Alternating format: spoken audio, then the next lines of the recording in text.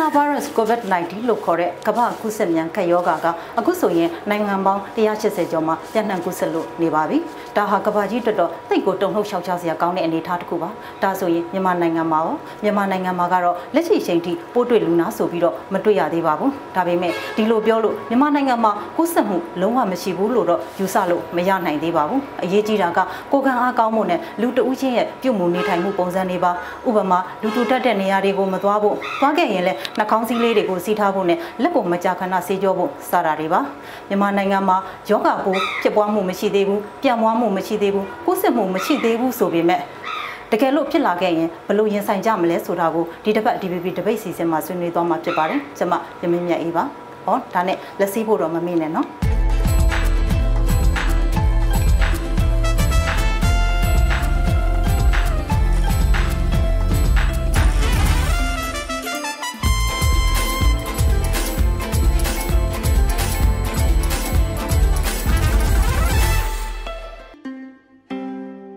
မင်္ဂလာပါရှင် DBB တပိတ်စီစဉ်ကနေကြိုဆိုပါရစေကျမတို့ဒီနေ့ဆွေးနွေးမဲ့ခေါင်းစဉ်ကတော့ကမ္ဘာကူးစက်မြန်ကပ်ရောဂါကိုဘယ်လိုရင်ဆိုင်ကြမလဲဆိုတဲ့ခေါင်းစဉ်ဖြစ်ပါတယ်ဒီစီစဉ်မှာဥဆောင်ဆွေးနွေးသွားမယ့်သူတွေနဲ့မိတ်ဆက်ပေးပါမယ်ပထမတဦးကတော့ဆရာဒေါက်တာချစ်ကိုဟန်ဖြစ်ပါတယ်လက်ထောက်ညွှန်ကြားရေးမှူးရန်ကုန်တိုင်းဒေသကြီးကျန်းမာရေးဦးစီးဌာနဖြစ်ပါတယ်နောက်တဦးကတော့ဒေါက်တာကျော်စွာဦးဖြစ်ပါတယ်ဆရာကတော့အထွေထွေယောဂကုဆရာဝန်ပါနောက်တဦးကတော့ဆရာဒေါက်တာစောလှထွန်းဖြစ်ပါတယ်စီမံအုပ်ချုပ်မှုဒါရိုက်တာ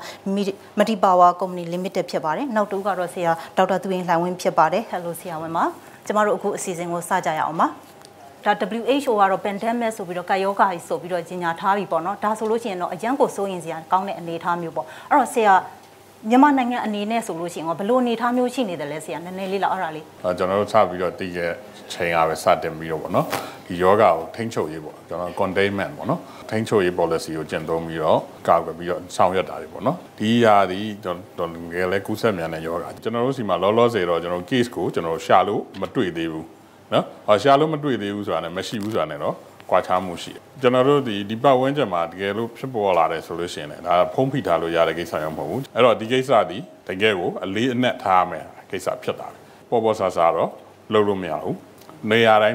လူတိုင်းဒီကိစ္စကိုကြိုတင်ပြင်ဆင်မှုတွေတိတိကျကျကိုဝိုင်းဝန်းပြီးတော့ပြသားသားရဲရဲ policy တွေသုံးပြီးတော့ဆောင်ရွက်ဖို့လိုတယ်လူတိုင်းကလည်းတိတိကျကျလိုက်နာဖို့လိုတယ်ဒါမှသာလေယောဂကူးစက်လာမှုကိုနှောင့်နှေးသွားအောင်လုပ်နိုင်မယ်ချုပ်ပြီးတော့ပြောရရင်တော့ဒီ COVID-19 ယောဂါဒ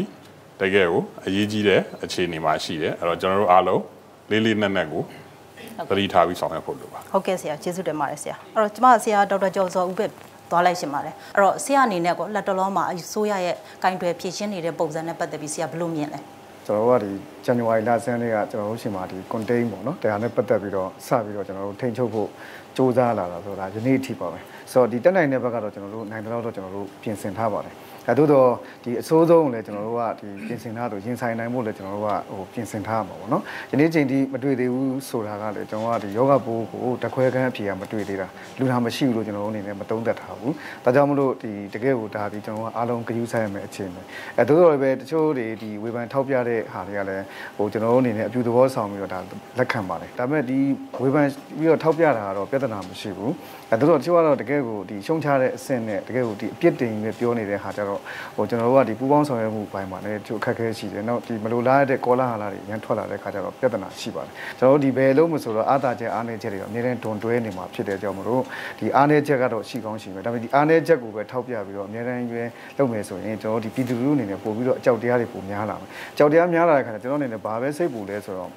ဒီကနေဝယ်ပြီးတော့ပြိပခအတွင်တန်ဆောင်းလာတာတွေပါဖြစ်မှလည်းကြောက်ရတယ်ဟုတ်ကဲ့ကျေးဇူးတင်ပါတယ်အဲ့တော့ကျမဆရာစောလှထွန်းကိုမေးချင်ပါတယ်ဆရာအခုလောလောဆယ်ပြက်နေတဲ့ဟာလာဆေးမရှိဘူးလို့လည်းပြောကြတယ် mask တွေလည်းအလုံးလောက်မရှိဘူးအဲ့လိုအနေအထားမျိုးတွေမှာအဲ့တော့မြန်မာနိုင်ငံအတွက်ဘယ်လောက်ထိတာက challenge ဖြစ်နေတယ်လဲဆရာအဲ့ဒါလေးနည်းနည်းလောက်ဒီယောဂဖြစ်ပထမဆုံးစတွေ့မဲ့လူတွေကျွန်တော်တို့ healthcare workers လို့ခေါ်တယ်ကျန်းမာရေးဝန်ထမ်းတွေ in-zone frontier area မှာသူတို့ရှိနေတယ်ရှင်းကြောင်သူတို့ကို fully protection ရှိတာပို့လို့လိုတယ်ဥပမာဒီမှာအခုကျွန်တော်တို့ပြောတဲ့ mask ပြောတာပေါ့နော်ဒီယောဂမဖြစ်တော့ကဒီ mask ရဲ့ဈေးနှုန်းအလုံးသိပြီးသားပဲတစ်ခုမှ90လောက်နဲ့ဝယ်လို့ရတယ်တပူလို့မှ1500လောက်ပေါ့အခုတပူတောင်းနေတော်တော်များများကြော်သွားပြီဘာကြောင့်လဲဆိုတော့ဝယ်အားလည်းတအားများတယ်နောက်ပြီးတော့အဓိကထုတ်ပေးနေတဲ့ကျွန်တော်တို့ဒီကကုန်တယ်ပဲဖြစ်တဲ့တရုတ်နိုင်ငံသူကလည်းဖြစ်တယ်ဆိုတော့သူကလည်း supply မလုပ်နိုင်တော့ဘူးဒီပစ္စည်းတွေကယခုချိန်ထိနိုင်ငံခြားနေသွင်းနေရတော့မယ် ဆိုတော့ဒီရဲ့နီးပညာလည်းသိခက်တာလည်းမဟုတ်ဘူးပေါ့ကုန်ကြမ်းလည်းသိပြီးတော့ခက်တာလည်းမဟုတ်ဘူးဆက်ဆိုလည်းဘာမှတန်ဖို့သိမရှိဘူးဆိုတော့ဒီဥစ္စာကိုပြည်တွင်းမှာထုတ်လုပ်ဖို့အတွက်ကျွန်တော်တို့တိုက်တွန်းနေဗျကျွန်တော်တို့တိုင်းပြည်မှာထုတ်ပါနောက်တစ်ခုထုတ်လို့ပဲ max လို့ပဲ PPE ပေါ့ဒီ health workers တွေကိုသူတို့က fully protection လုပ်ပြီး PPE တွေ quality meter တွေလုပ်လို့ရတယ်သိမခက်ပါဘူးဒါလုပ်လို့ရတာကိုဒီမှာလုပ်ပါလို့ကျွန်တော်ဒီကတိုက်တွန်းလို့ပါတယ်ဒါကျွန်တော်ရဲ့အမြင်ပါဟုတ်ဆရာ hand gel ကြတော့ကော hand gel နဲ့ပတ်သက်လို့ကတော့ဒါလည်းသိတယ်မခက်ပါဘူးအားလုံးသိပါတယ် hand gel တော့အဓိက base ထားတာတော့ alcohol ပေါ့ဒါ formulation လည်းဘာမှမခက်ပါဘူးအဓိက basis requirement လို့ခေါ်ပါတယ်ဒီအခုဒီကိစ္စမှာဒီ marks တွေ hand gel တွေခုန PPE တွေဒါတွေကိုကျွန်တော်တို့ဒီလုပ်ငန်းရှင်တွေနဲ့ပူးပေါင်းဆိုတော့ SME ပူးပေါင်းပြီးတော့ဆောင်းမယ်ဆိုလို့ရှိရင်တော့ရင်ဆိုင်တဲ့အခါမှာကျွန်တော်တို့ဘာမှစိုးရိမ်ကြောက်စရာမရှိဘဲနဲ့ရင်ဆိုင်နိုင်မယ်လို့ကျွန်တော်ယုံကြည်ပါတယ်ဟုတ်ကဲ့ပါဆရာဟုတ်ကဲ့ကျေးဇူးတင်ပါတယ်ဆရာအဲ့တော့ဆရာဘက်ကနည်းနည်းလောက်မေးချင်ပါတယ်အဲ့တော့ဆရာရေးထားတဲ့ဆောင်းပါးလည်းဖတ်ရပါတယ်အဲ့တော့ဆရာရေးထားတဲ့အထက်မှာတော့ဟိုတရုတ်ပြည်ကဥပမာတစ်ခုနမူနာအနေနဲ့ပြထားတာပေါ့နော်စောစောကယောဂပိုးမတွေ့ဘူးဟာလား positive လား negative လားဆိုတဲ့အပိုင်းမှာ false negative ဖြစ်နိုင်တယ်ဆိုတာမျိုးဆရာရေးထားတာလည်းတွေ့ရတယ်လေဘာလို့ဆိုတော့တရုတ်ပြည်မှာအမျိုးသမီးတစ်ယောက်ကိုဆက်လိုက်တယ်သူ့မှာက CT scan လဲဆွဲကြည့်လိုက်တယ်သွေးအဖြေတွေလည်းဆက်ကြည့်လိုက်တယ်အားလုံးကnormal ပဲအားလုံးကောင်းနေဆိုပြီးတော့သူ့ကိုလွှတ်ထားပေးလိုက်တယ်သူ့ရှိကနေပြီးတော့နောက်ထပ်9ယောက်လောက်ကိုထပ်ပြီးတော့ကူးသွားတယ်ကူးသွားတော့မှသူ့ကိုဆက်ဆေးလိုက်တဲ့အခါကျတော့ positive ဖြစ်နေတယ်ဆိုလိုတာကအဖြေတွေကတိတ်ပြီးတော့မတိကျဘူးဆိုတဲ့သဘောမျိုးဆရာရေးထားတာလည်းတွေ့ရပါတယ်ဒါနဲ့ပတ်သက်ပြီးဆရာနည်းနည်းလောက်ရှင်းပေးပါအောင်ဆရာ COVID-19 ကိုကျွန်တော်တို့အတည်ပြုဖို့အတွက်ဆိုရင်ရင်တော့ကျွန်တော်2မျိုးအဓိကတောင်းတယ်အဲ့ဒါဘာလဲဆို CT scan ပေါ့နော် lens ကို CT ရိုက်လိုက်ပြီးတော့အဲ့မှာဒီ lens ရဲ့အခြေအနေကိုအဆုပ်ရဲ့အခြေအနေကိုကျွန်တော်စမ်းစစ်တာရှိတယ်နောက်တော့အဲ့ CT scan တိတ်ပြီးတော့မတိကျဘူးသူတို့ကနောက်ထပ်အဲ့ထပ်ပို့ပြီးတော့တိကျတဲ့နည်းရတယ်ကျွန်တော် PCR ပေါ့အရင်တော့ကျွန်တော်မြန်မာနိုင်ငံမှာမရဘူးဆိုတော့စဖြစ်ခြင်းတော့သိလိမ့်မယ်ကျွန်တော်ထိုင်းပို့ပြီးတော့ဆက်ရတယ်ပေါ့နော်အခုတော့မြန်မာနိုင်ငံမှာရောက်သွားပြီဆိုတော့ဒါမဲ့လည်းတစ်ခုရှိတာဒီမှာလည်း PCR ကိုယူတဲ့ဥစ္စာမှာပေါ့နော်ကျွန်တော် throat swab ကိုယူရတယ်ဘာလဲဆိုတော့ဒီလေချောင်းနဲ့ပေါ့နှာခေါင်းနဲ့လေချောင်းစိုက်တဲ့နေရာကနေပြီးတော့ကျွန်တော်တို့အဲ့ရဟာကိုယူရတယ်အဲ့ဒီဟာကိုယူပြီးတော့ယူတဲ့နေရာမှာလည်းဆိုတော့ယူတဲ့သူကဘယ်လောက်ထိကျွမ်းကျင်လဲဆိုတဲ့ပုံမှန်မူတည်ပြီးတော့အဲ့ swab မှာကျွန်တော် sample ပါမပါသိနိုင်တယ်နောက်တစ်ခါ PCR မှာလည်းကျွန်တော်တို့ကဟိုဖြစ်လားမဖြစ် PCR တော့အမှားယွင်းနေပါတယ်ဒါမဲ့လည်း false negative တွေတော့ရှိနိုင်သေးတယ်ဆိုတော့လက်ရှိလောလောဆယ်မြန်မာနိုင်ငံမှာ false negative တွေဖြစ်နိုင်လားဖြစ်တော့ဖြစ်နိုင်တာပဲကျွန်တော်တို့မပြောတတ်ဘူးဒါမဲ့ဒီဥစ္စာကလိန်လို့တော့မရဟိုချောင်းဆူးရဲခုနကပြောတဲ့ symptom တွေနဲ့လာတဲ့သူတွေပထမဆုံးရောက်မဲ့သူတွေကဆေးရုံတွေရဲ့ emergency department တွေရောက်လိုက်ရေးပေါ်ဆရာဝန်တွေအရင်ဆုံးတွေ့ရဆိုတော့အစိုးရဖုံးကျင်တယ်ဆိုရင်တော့မဖုံးလို့မရဘူးဘာလို့ရေးပေါ်ဆရာဝန်ကတယောက်တည်းရှိရမှာမဟုတ်ဘူးရေးပေါ်ဆရာဝန်တွေအများကြီးရှိတယ်သူနာပြုတွေအများကြီးရှိတယ်ဒီပါဇက်တွေအကုန်လုံးကျွန်တော်ဘယ်လိုမှ light ပိတ်လို့မရဘူး negative မို့လို့ဒါ negative လို့ထုတ်ပြန်နေတာကျွန်တော်တို့ဟိုအစိုးရထုံးဟိုဖုံးထားမယ်လို့ကျွန်တော်တို့မယူဆဘူးဟုတ်ကဲ့ရှင်ဟုတ်ကဲ့အဲ့နောက်တစ်ခုဒီကျမကြီးနဲ့ပတ်သက်ပြီးတော့ပြောကြတာရာသီဥတုပို့လို့ရှိရင်ပိုးကဝိဖြစ်သွားတယ်ပေါ့နော်အများအား compare လောက်တာကဥပမာဆိုလို့ရှိရင်စင်ကာပူပေါ့စင်ကာပူဆိုလို့ရှိရင်ပူတယ်နောက်ပြီးဆွလဲဆွတယ်ဒါကြောင့်မလို့ဖြစ်တယ်ပေါ့လောလောဆယ်ပေါ့မြန်မာနိုင်ငံမှာကကြတော့မဖြစ်သေးဘူးပေါ့ဘာကြောင့်မတွေ့သေးတာမျိုးဖြစ်နိုင်လဲဆရာပထမဆုံးတစ်ချက်ကကျွန်တော်တို့ဟိုအစိုးရရဲ့လုပ်တဲ့ကိစ္စကိုကျွန်တော်ကပြောချင်တယ်ဘာလဲဆိုတော့ကျွန်တော်တို့ကဒါဟိုပေါ့အရင်အားမလို့အားမရဖြစ်နေဒါပေမဲ့ကျွန်တော်တို့အစိုးရကပထမဆုံးမှာ MOHS ကတုံ့ပြန်မြန်တယ်တခြားနိုင်ငံတွေဘယ်နိုင်ငံမှမပိတ်ရသေးခင်မှာတော့မှကျွန်တော်စင်ကာပူပြီးဒုတိယမြောက်ကျွန်တော်တို့ကအရှေ့တောင်အာရှမှာဒီဝမ်ကလာတဲ့လေတွေကိုပိတ်တဲ့အထက်မှာကျွန်တော်တို့ပါတယ်အဲ့အတွက်ကြောင့်မို့ကျန်းမာရေးဝန်ကြီးဌာနကထုတ်ဟိုတုံ့ပြန်တာမြန်ဆန်သွားတယ်နောက်တစ်ခုကကျွန်တော်တို့တရုတ်နဲ့ဆက်နေတာမှန်ပေမဲ့တကယ်စဖြစ်တဲ့ဝူဟန်နဲ့ကျွန်တော်တို့ကဆက်နေတာမဟုတ်ဘူးဝူဟန်နဲ့ကျွန်တော်တို့ကနေဆက်ချင်းရဆိုရင်မိုင်1200ကျော်ဝေးတယ်ဆိုတော့ကျွန်တော်တို့ကသူတို့ကနေဆက်အနေဝင်လာဖို့ကခင်းနေတယ်တကယ်သူတို့ရောက်နိုင်တဲ့အဓိကလမ်းကြောင်းက၄ကြောင်းပဲတက်တစ်ချက်ကကိုဗစ်ရှိမရှိဆိုတော့အတီးပြုတ်ဖို့အတွက်ကကျွန်တော်တို့ကသိန်းနဲ့ချီပြီးစစ်ကြတောင်ကိုရီးယားမှာဆိုသူတို့ကတနေ့ကိုတောင်းကနန်းစစ်ချပစ်လိုက်တဲ့ခါကျတော့ကိုဗစ်တွေအများကြီးတွေ့ရပေါ့ကျွန်တော်တို့စီမှာမတွေ့ရသေးဘူးဆိုတာဒီတတိယချက်ကနည်းနည်းကြောက်စရာကောင်းတယ်လို့ကျွန်တော်ယူဆတယ်အဲ့ဒါဘာလဲဆိုရှိရမသိတာအဲ့တော့ white screening မလုပ်နိုင်တဲ့ခါကျတော့ကျွန်တော်မသိရပါဘူးနောက်တစ်ခုကခုနရာသီဥတုပေါ့နော်အမပြောရဲအဲ့ဒါတစ်ခုလဲပါတယ်ခုအသစ် research တွေအရဆိုကျွန်တော်တို့ဘာပြောလဲဆိုတော့ယောဂပိုးက30 degree Celsius အထက်မှာဆိုရင်လှုပ်ရှားမှုနည်းသွားပြီလို့ပြောတယ်ဆိုတော့ကျွန်တော်နိုင်ငံထုံးစံအတိုင်းပဲ30ရာအထက်ကဘယ်လိုဖြစ်ဖြစ်ကြိုးနေတာဆိုတော့လေအဲ့ဒါကြောင့်မို့လို့လေနောက်ထပ်အကြောင်းရင်းတစ်ချက်ဖြစ်နိုင်တယ်လို့ကျွန်တော်တို့ယူဆရတယ်ပေါ့နော်ဟုတ်ကဲ့ဟိုမှာတော့ဟိုရက်ွက်လိုက် lockdown လုပ်လိုက်ပြီးတော့စစ်ဆေးတာတွေဘာတွေရှိတာပေါ့နော်အဲ့တော့ဆရာတို့ဘက်ကမလုပ်နိုင်ဘူးဆိုတော့ randomly ပေါ့နော်စစ်ဆေးလို့စစ်ဆေးမဲ့အခြေအနေရောရှိလားဆရာဟို theory သဘောအရပြောရင်ကျွန်တော်တို့ဆီမှာဖြစ်ပွားမှု prevalence နေတဲ့လူတွေမှာ test တစ်ခုက false negative result တွေများမှာပဲဟုတ်ကဲ့အဲ့တော့ဒီလူတွေမှာမရှိမှမရှိအောင်ဒီလိုဆိုရမှာမရှိဘူးမရှိတဲ့အတွက်ကြောင့်မို့သွားစစ်လဲ negative တွေပဲထွက်မှာအဲ့တော့ဟိုဖြစ်နိုင်ကြီးအများဆုံးလူတွေကိုရွေးစစ်တာတော့မှ negative ဖြစ်နေတာဟုတ်ဒါတခြားစဉ်းစားခြင်းဟိုဘာမှမဖြစ်နိုင်ဘူးအကောင်းကောင်းကြီးနေတဲ့လူတွေလိုက်စစ်ဖို့ဆိုတော့ကျွန်တော်ပတ်စံဖြုံးတယ်လို့ပဲဖြစ်နေဟုတ်ကဲ့အဲ့တော့ဆရာကိုနည်းနည်းလောက်မေးချင်တယ်ပေါ့နော်ပထမဦးဆုံးဖြစ်တဲ့လူနာကိုရှာဖွေတွေ့ရှိဖို့ကအမတန်အရေးကြီးတယ်လို့ပြောတယ်အဲ့တော့ဒီမှာကတကယ်လို့တယောက်တွေ့သွားပြီဆိုလို့ချင်းဘာတွေလုပ်တင်လဲဆရာ များကြီးပဲဆရာတို့ကပြောလို့နေဆက်ပေါ့ကျွန်တော်ဒီနေရာမှာပြန်ပြောရင်ဒီစကားကိုပြန်ကောက်ပြီးတော့ zero patient နဲ့ပြန်ချိန်ပြီးပြောပါမယ်။တို့နေဆက်ဒေတာဒီမှာတို့ဆင်းရဲတယ်တစ်ဖက်